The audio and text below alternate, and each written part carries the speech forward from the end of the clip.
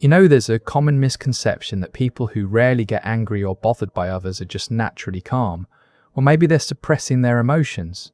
But what if I told you that emotional resilience isn't about pretending things don't affect you? It's actually a learnable skill, rooted in how you understand yourself and the world around you. The people who seem unbothered aren't emotionless, they've just developed a different relationship with their reactions. And today, we're going to explore exactly how they do it, so you can cultivate that same inner peace in your own life. They understand that other people's behavior is about them, not you. Psychology shows us that when someone lashes out, criticizes, or tries to provoke you, they're almost always projecting their own internal state onto the world. Research in social psychology indicates that aggressive behavior often stems from feelings of insecurity, stress, or unmet needs within the person acting out. When you truly internalize this, something shifts. Imagine someone cuts you off in traffic and you immediately feel that surge of anger. But what if that person just got devastating news? What if they're rushing to the hospital? You don't know their story. People who rarely get bothered have trained themselves to ask, what's going on with them? Instead of, why are they doing this to me? This doesn't mean excusing bad behavior. It means recognizing that you don't have to carry someone else's emotional burden. Their actions reveal their inner world, not your worth.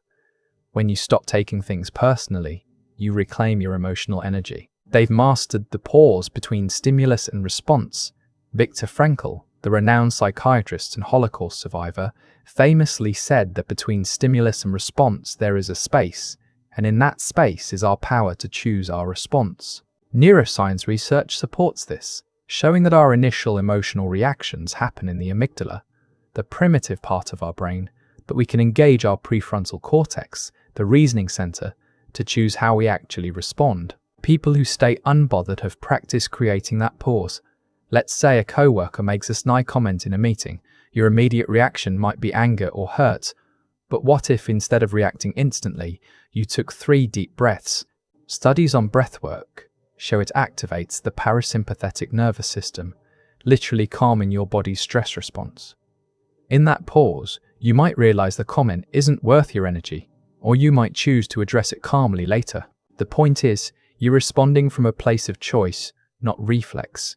This pause is like a superpower. It transforms you from someone who's controlled by external events into someone who decides how external events affect them. They have strong internal validation and don't need external approval. Research in self-determination theory tells us that people with strong internal validation are less affected by external criticism or approval. They've built a solid sense of self that doesn't fluctuate based on what others think. Think about it.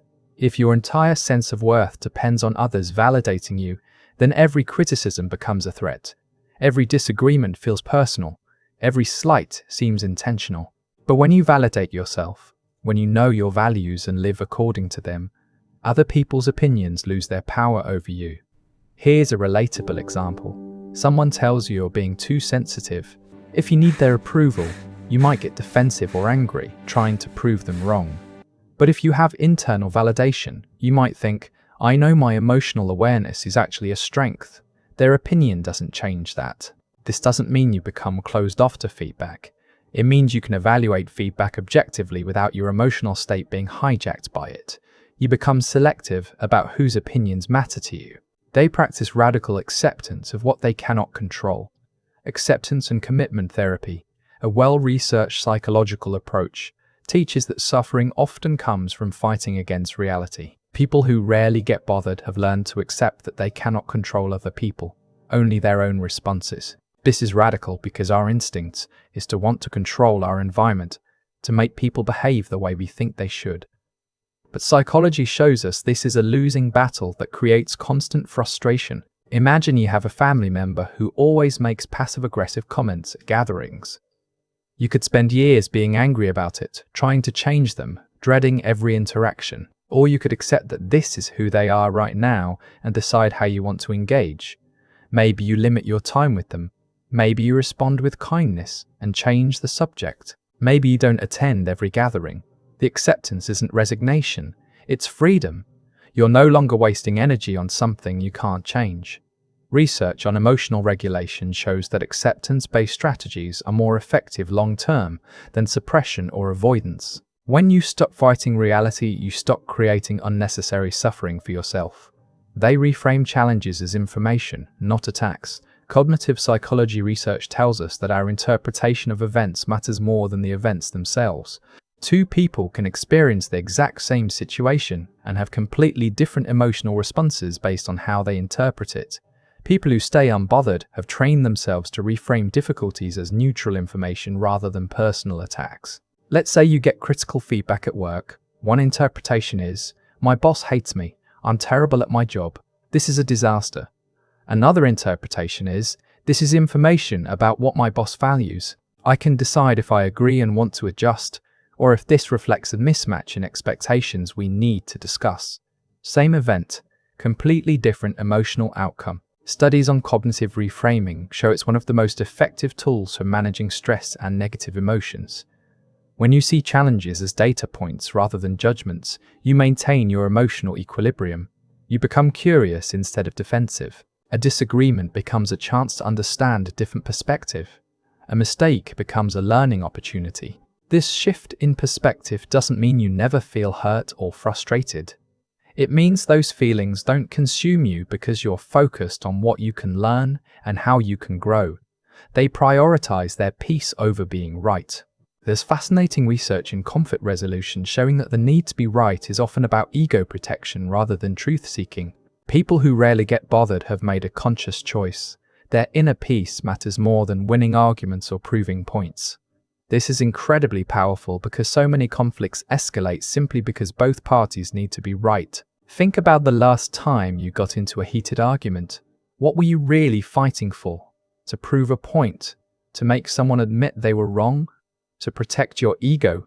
Now imagine if, in that moment, you asked yourself, "Is this worth disturbing my peace?" Sometimes the answer is yes. Sometimes there are principles worth defending or boundaries worth setting. But often you'll realize the argument itself is creating more suffering than whatever you're arguing about. Research on happiness shows that people who can let go of minor conflicts and choose peace over righteousness report higher life satisfaction. This doesn't mean you become a doormat. It means you're strategic about where you invest your emotional energy. You stand firm on what truly matters and let go of everything else. You realize that you can be right and miserable, or you can be at peace, and peace, ultimately, is the better choice. So here's the truth. Learning to never get angry or bothered by anyone isn't about becoming emotionless or detached. It's about becoming so secure in yourself, so clear about what you can and cannot control, and so committed to your own peace that external chaos can't shake your internal calm. It's about recognizing that your emotional state is your responsibility and your power. No one can make you feel anything without your permission. And when you truly understand that, you become free. You're not at the mercy of other people's moods, opinions, or behaviors. You get to choose how you show up in the world, regardless of how the world shows up for you. If this resonated with you, and you want to continue exploring the psychology behind who you are and how you navigate the world, subscribe to this channel. Every video is designed to help you understand yourself better and live with more intention and peace. Hit that subscribe button, and I'll see you in the next one.